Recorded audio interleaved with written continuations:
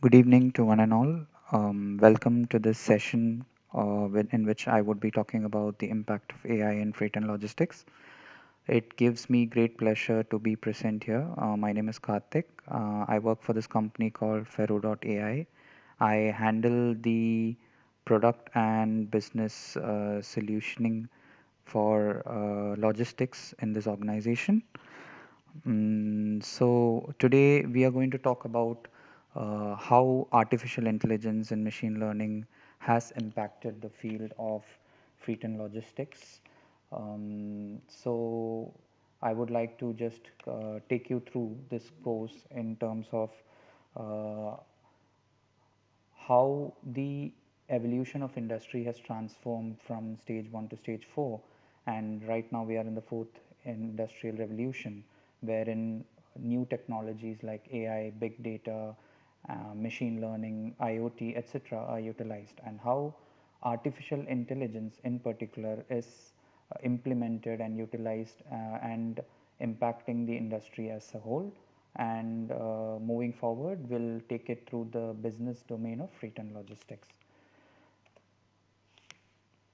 So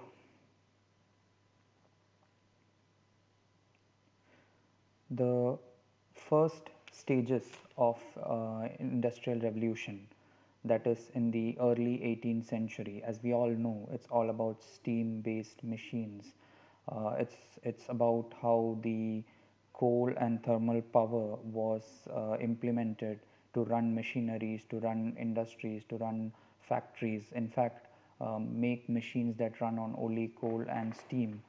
So these kind of revolutions were happened which transformed the conventional or the hard labor into machines. This particular revolution of industrial revolution using steam based reduced manpower effort drastically, wherein and also the time taken to implement systems to manufacture products and to roll it out in the market were reduced with respect to time taken in which they used to be done before. Now that is the first stage of revolution that happened, which is transforming from a conventional based ecosystem to a machine based ecosystem, although these functions were working on steam machines like coal and all those aspects. Now the second industrial revolution is during the earlier 19th and 20th centuries, wherein we realized that there is a huge potential of converting these conventional coal based mechanism to electrical mechanisms. So that is where the electrical energy based production started. So the electrical or the thermal power based production realized the potential of delivering more output compared to the steam based output in a lesser amount of time, wherein you talk about the machine based functions, the automobile industries, the lean management, the operations industries, where you had a lathe machine and you had those supply chain machines in which there were processes set in place, and then the electrical energy would be supplied for these machines to manufacture stuffs in process by process. So basically the whole product was break down into separate processes, and then there was electrical and electronic energies involved in these each and every steps, which automated certain steps and reduced the human labor.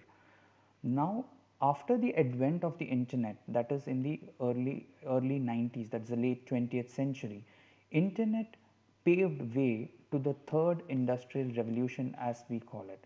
Now the internet, what did the internet do? The internet gave, or the world wide web gave humans the knowledge to expand their thoughts in making stuff by realizing what is being done in other parts of the world. Like you see, somebody sitting in rural India could get access to a open source social networking software which is manufactured in the United States.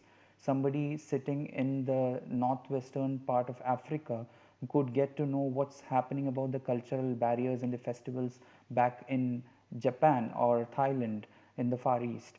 So that is what the power of internet did, and that exactly could be utilized not only for business to consumer relationship but also for business to business relationships, in understanding what is needed, what the demand is created in other parts of the world. With the power of internet, people could start new businesses, people could start new entities, and ensure that these kind of functions are replicated across the world.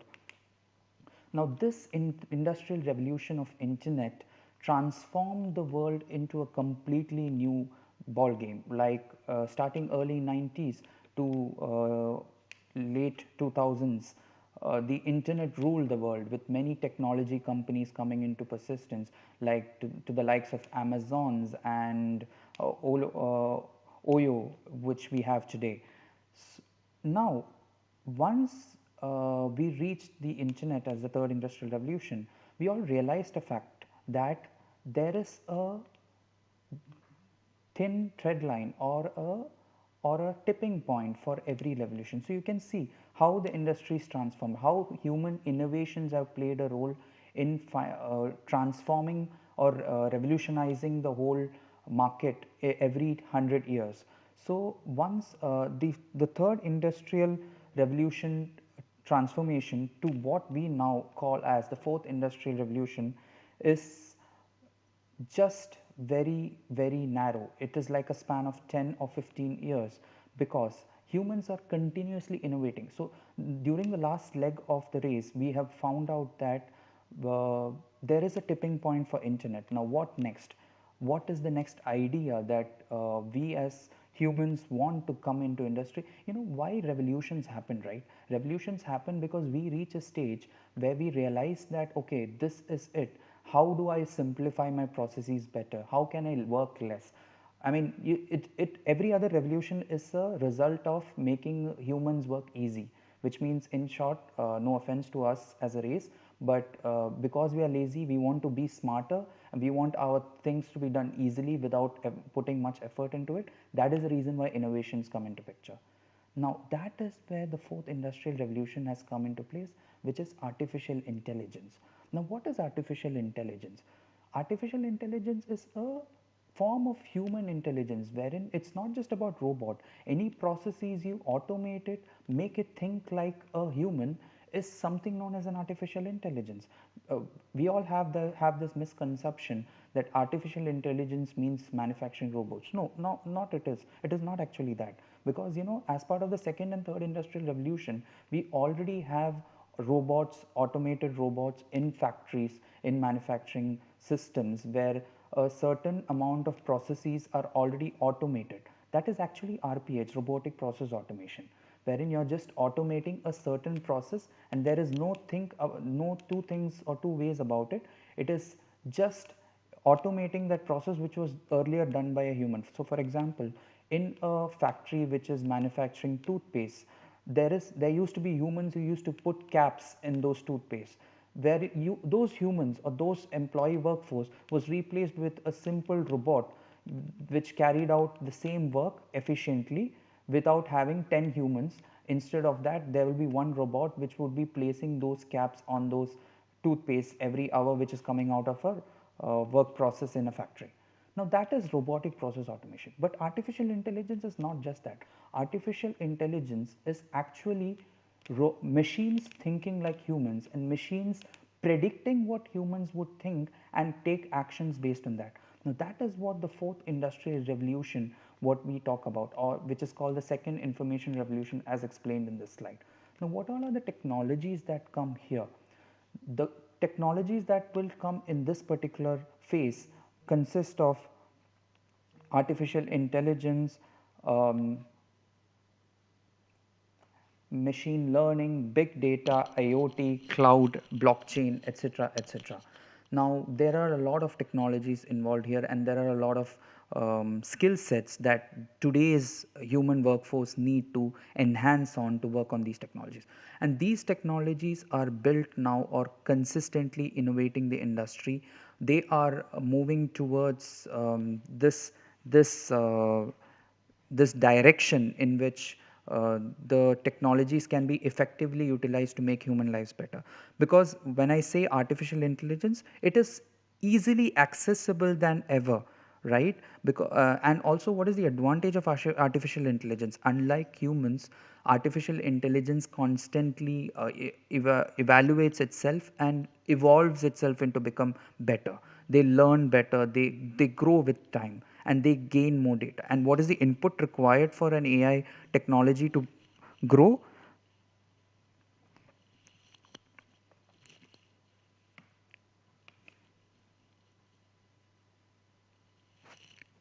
I hope I'm audible now.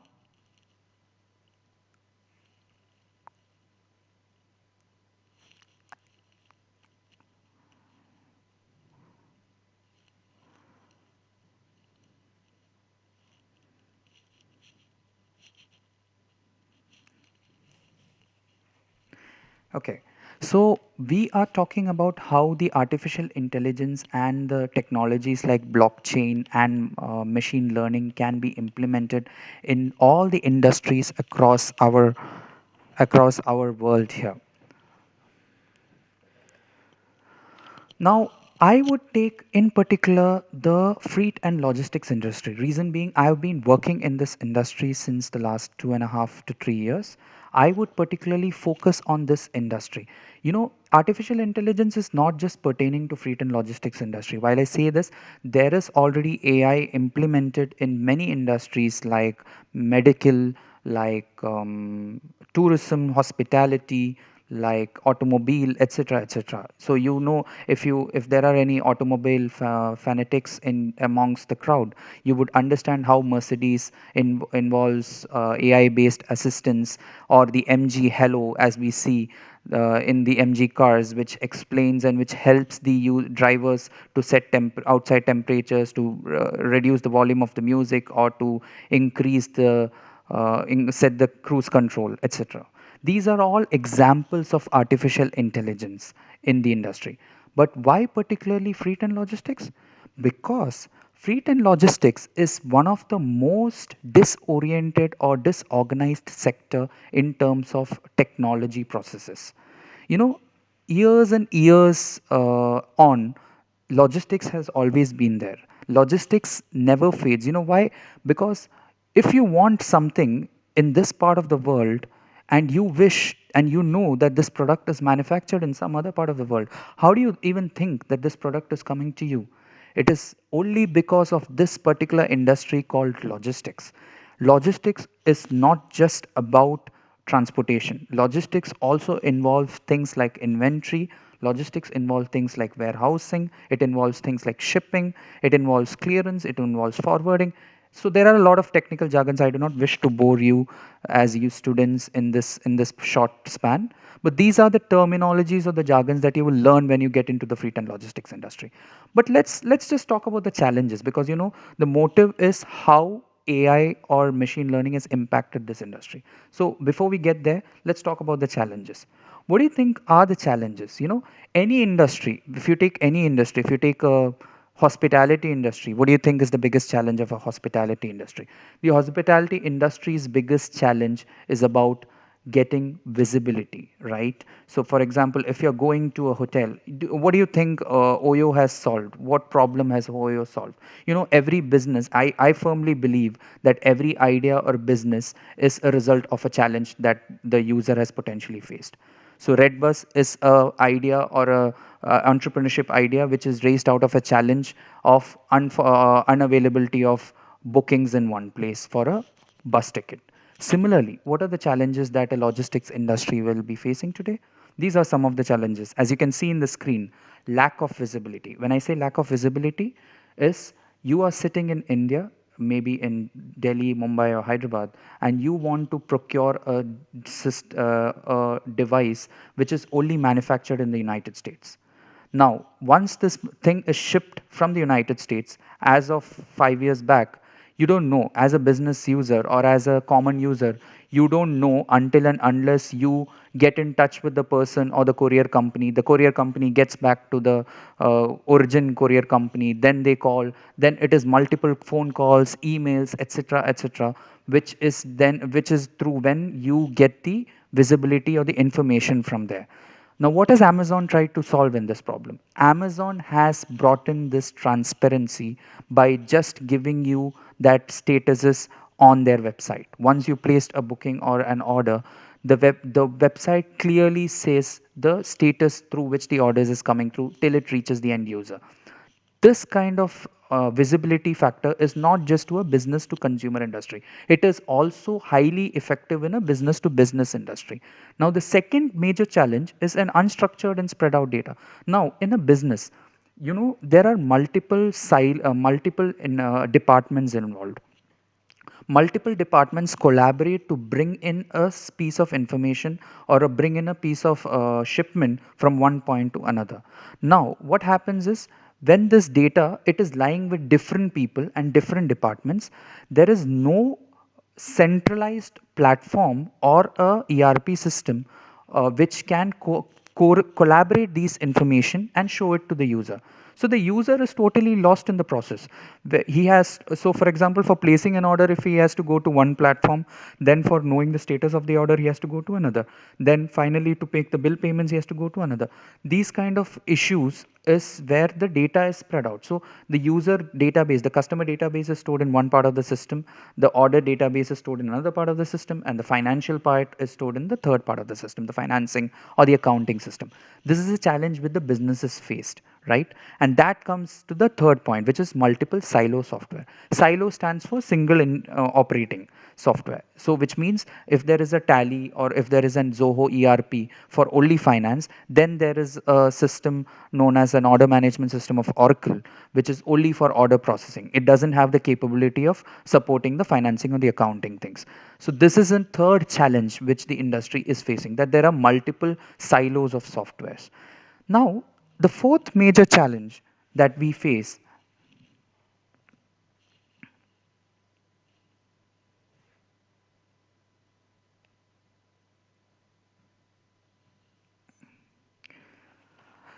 Now, the fourth major challenge that we face is about the human dependency, the increased human dependency to carry out these tasks.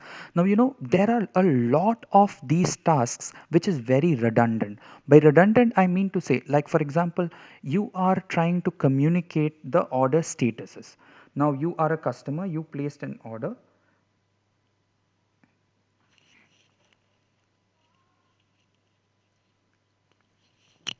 Okay, Sahil, to answer your question, the last point I will just get there and I'll explain to you. Um,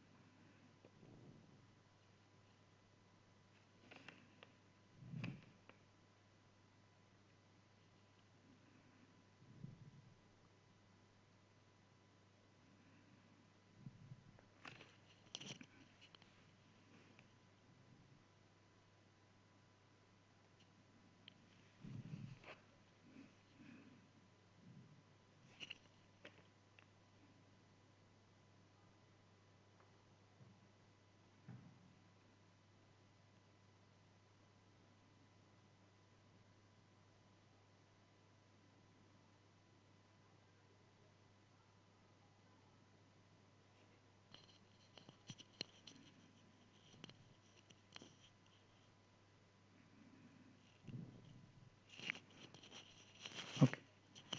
Now, the the third point that we talk about is the increased workforce and the human dependency to carry out the redundant tasks. Now, the the the aspect of increased workforce and human dependency is there are a lot of statuses. There are a lot of statuses that require human coordination involved. Like you have placed an order and you want to know the status of that order, where it has reached. And there is a particular shipment which is cleared from another part of country and it is coming to this part of the country. There are multiple parties involved in clearing the shipment. There is a origin service provider who carries the shipment from the origin manufacturing hub to the port, clears the shipment from there, loads it on the ship. Then there is the shipping line which actually carries the shipment from port, source port to destination port. And then there is a final destination agent who basically clears the shipment at the destination port and makes it reach the final owner of the shipment who has purchased the shipment. So these kind of statuses, the statuses of order, when the shipment is cleared, when it is done, everything, it is at various stages and it is at with various humans at those junctures. So there is one agent at the source point, there is a agent from a shipping line, and then there is an agent at the destination. So the customer who's the owner or the buyer of the product is always bound to contact multiple people to know the status of these shipments. Now this is a redundant task, right? If you look at it, it is just simply communicating the status of the shipment, the customer, and also communicating him if there is any anomalies in terms of the shipments, if there is any emergencies, if there is any breakdowns that needs to be taken care. Now, this is another major challenge in the industry. So, first thing is visibility. Second thing is the unstructuring of the data. The third part being the multiple silo softwares, that is the differentiating types of softwares. And the fourth point being high human dependency in carrying out these basic tasks like reporting order status or providing the statuses of the shipment or giving the pricing, etc. Now, all these challenges result in a very crucial point, that is non-scalability of these solutions for line of business. Because when the business wants to improve or to scale up, they will have to first scale up their human workforce, right? Because this is a process which is already in place. This is how it has been working, and the current human workforce has reached a tipping point. They cannot take in more than what is there in their plate. Now this results in a non-scalable solution. Here, every all these points or all these challenges r- relate to just one single point that is there in the next slide. We need a new coordinator. Now, what do you mean we need a new coordinator? It just means you need a digital twin. A digital twin can be in the form of an artificially intelligent assistant or an interactive voice assistant. Now, when I say interactive voice assistant, many of you might think that this is a name of a chatbot. No, it's not a chatbot. What does a chatbot do? A chatbot is there on a website. It just gives you predetermined answers. It is fed with some predefined questions for which it has some predetermined answers. When you try to ask something more than the predetermined question, it has a specific standard workflow wherein it will redirect you to the human assistant. So that is actually a human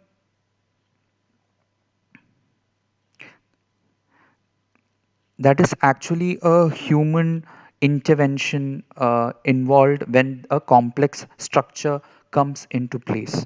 Now, what is an interactive virtual assistant? An interactive virtual assistant, it's not an IVR, it is not an interactive virtual response. Rather, it is a artificially intelligent coordinator who is actually replacing the human there and interacting with you like a day-to-day basis.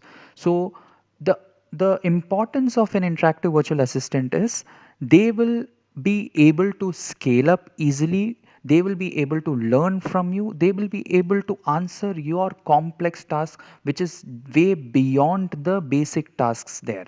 Like the basic task is, for example, what is the price, what is the status, um, uh, give me a notification. All these are the basic tasks which it can do. It can go further in telling you, for example, you ask for a status of an order, and then it tells you, okay, there are 10 shipments in this. Now, which one exactly do you want to say? And then you give some frame of reference, like a source or a destination, or you might even say that, okay, this shipment consists of cricket balls, and then it comes to say, gets back to you saying, okay, it has processed the information from the bill of entry or the bill of lading form, and says, okay, this particular shipment consists of cricket balls, and the customer is actually asking for the statuses of this order, so let me pull it back to you.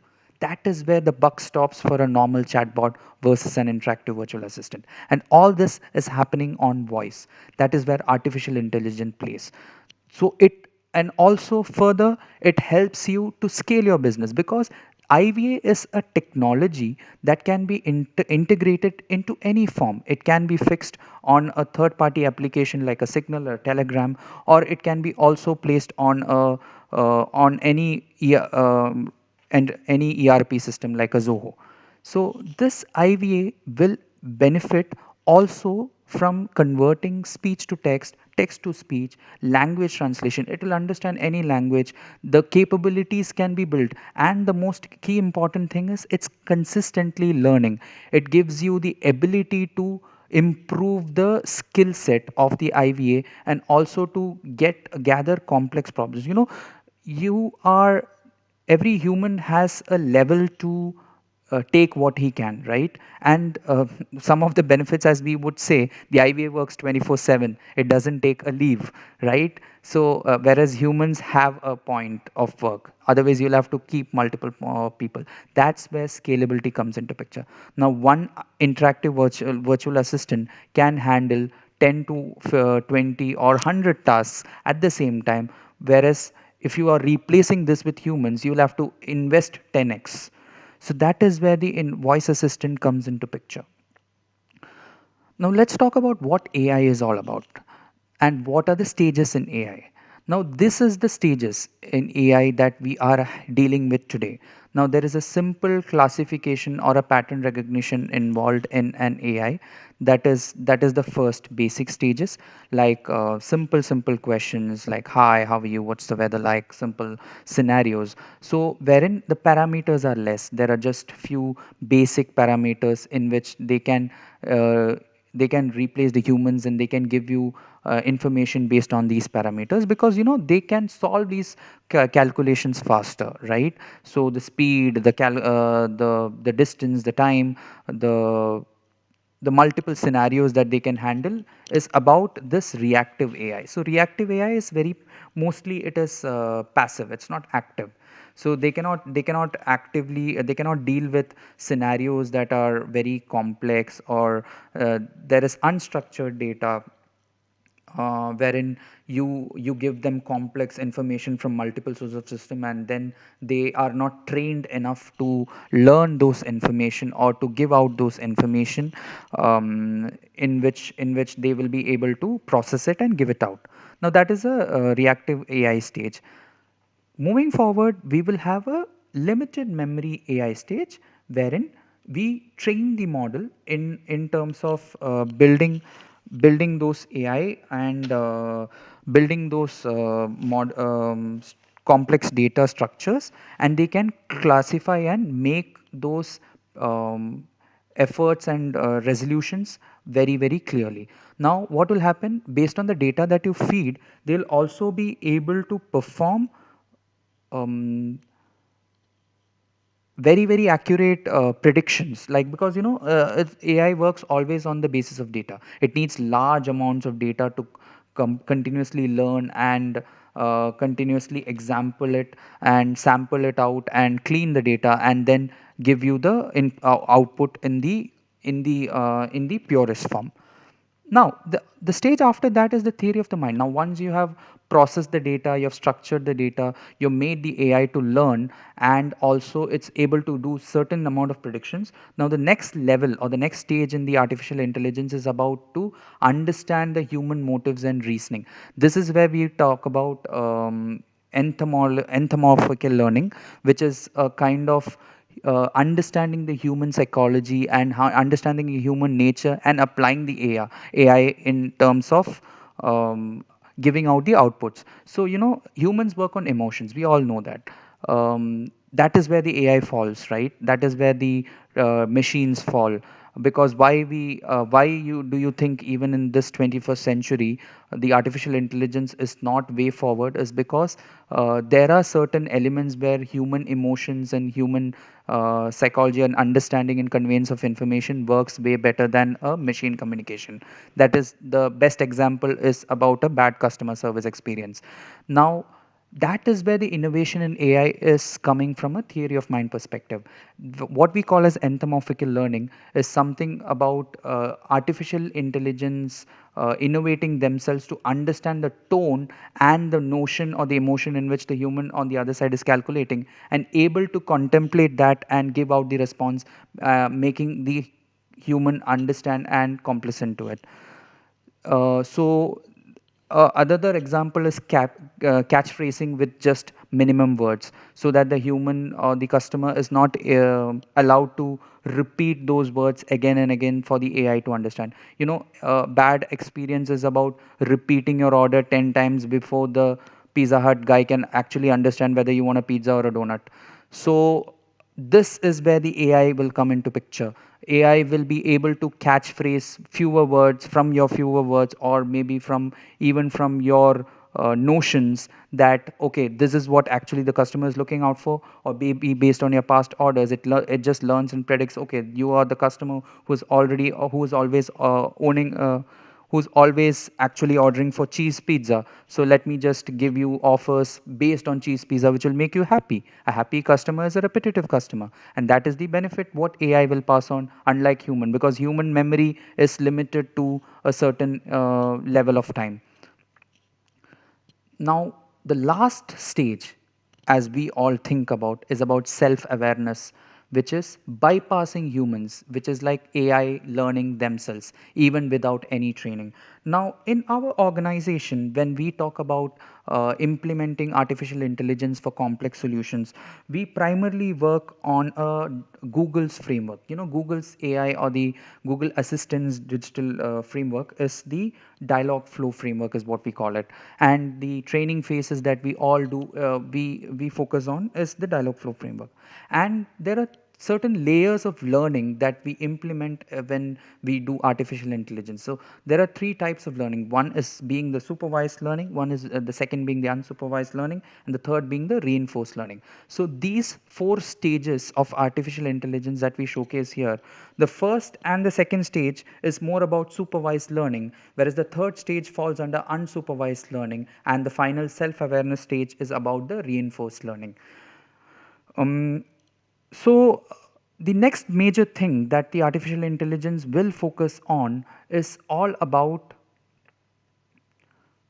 how AI has helped in COVID 19. Now, in coronavirus, what has happened? It has actually put a lot of pressure on industries to applying these technologies on these challenges, because pandemic has forced every one of us to drastically make a shift from the way of operating our businesses. Today, you see 90% of the people are operating from their remote working places. Industries or sectors which we could not even imagine in our wildest dreams have got into adopting technologies in their fingertips, like the court hearings and the legal proceedings around the world are going on Zoom calls these days. Now, logistics industries in the same manner was also posed with these challenges as to how they would effectively operate in a COVID-19 environment. Now, what is the major challenge that, or what is the uh, major information or the output that we derived out of COVID 19? A survey indicates that 96% of the logistics companies have already done their research on artificial intelligence based tools, and then out of them, at least 70% have implemented the product completely or at least partially in technology. Basically, meaning they have already started piloting it. This is the game changer for the logistics industry. Being a $7 billion industry worldwide, this is a game changing innovation or a game changing paddle shift for this industry, that is to implement AI and ML on technologies they have been working on for centuries. Now, what is the major challenge that poses this industry? That is the unstructured data that I had mentioned. Now, the first major challenge is to gather these data. Now, they need to basically apply this, they need to basically collect this data there from all various aspects, clean this data and organize it accordingly for the AI to be implemented, and finally apply the framework on that data.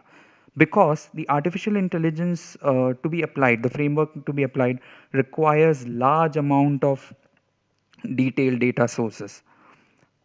Now,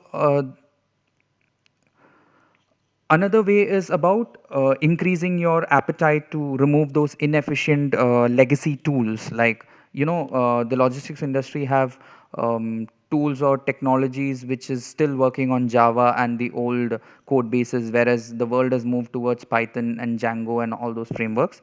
So first of all, they need to do that trajectory shift from investing from using the age old technologies to warming up these new legacy tools. But that cannot be done easily, because there is a lot of dependency on data that needs to be translated or migrated from the legacy systems to the new systems. So it will take ages, and it will involve in a lot of cost and effort from the companies.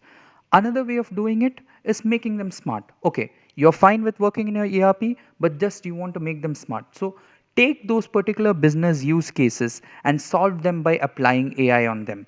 So you can basically convert your traditional ERP into a smart ERP by just implementing an AI based framework that is latching on an interactive voice assistant, which will carry out certain amount of key processes in your organization, like giving order status, giving pricing, allowing your users to place orders on the go with this technology. Now, finally, the future of the industry. This is where we all get to. This is where we all want to foresee ourselves in another 15, 20 years, or maybe in another span of 5 years, I would say. 15, 20 is too long to say. Another 5 years is where we want to get it. Now, to code this, how an IVA. So I've been talking about IVA all this while. I just want you guys to understand what an IVA is. And this is just a small example. This is not my own. This is taken from the Google keynote. And this is about how a Google Assistant works. Over to you guys.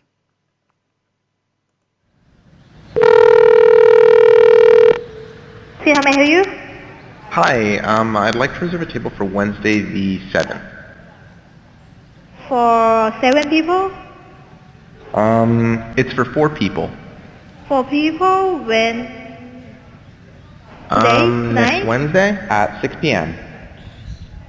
Oh, actually we reserve for like upper like 5 people. For 4 people you can come. How long is the wait usually to be seated? For when, tomorrow or weekday or? For next Wednesday, the 7th. Oh no, it's not too busy. You can come for 4 people, okay? Oh, I gotcha. Thanks. Yep. Bye bye.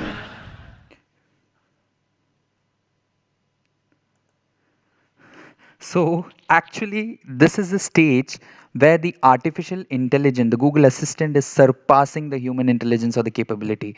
You see how nicely it is shown here that the robot or the AI agent there is communicating with the restaurant reservationist in her trying to gather what she is trying to say, but the person on the other side, the human, is not able to understand the input what the artificial intelligence. So the humans actually have to improve their intelligence, whereas on the other side, the AI agent is already capable enough to circumvent around what the reservationist is trying to say, and then pushing his answers or tailoring his answers so as to make the reservation successfully.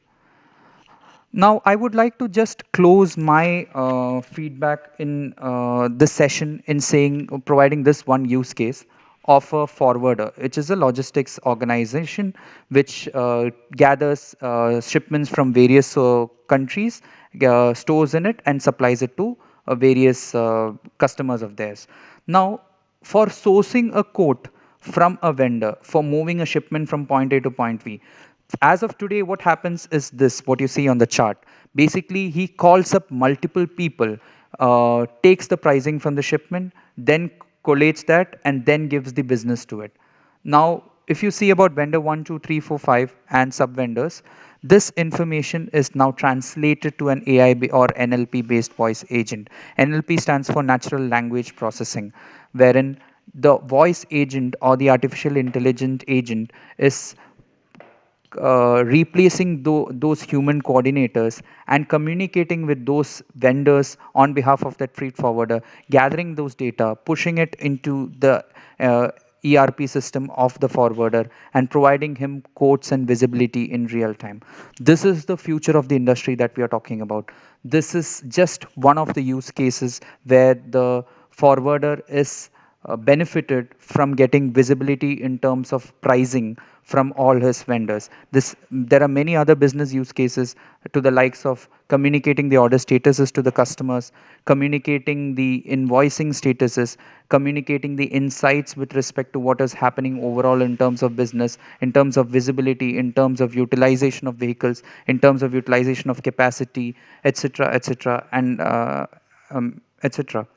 So, in short, for the AI and the ML to improve in the industry, technologies like BERT, GTP3, machine learning, natural language processing, dialog flow are some of Python, basically Python, are some of the skill sets that you as students need to possess, because the world forward is moving towards data science, and as it says, data is everything. Without data, we don't exist. Thank you, and I can take your questions if there are any.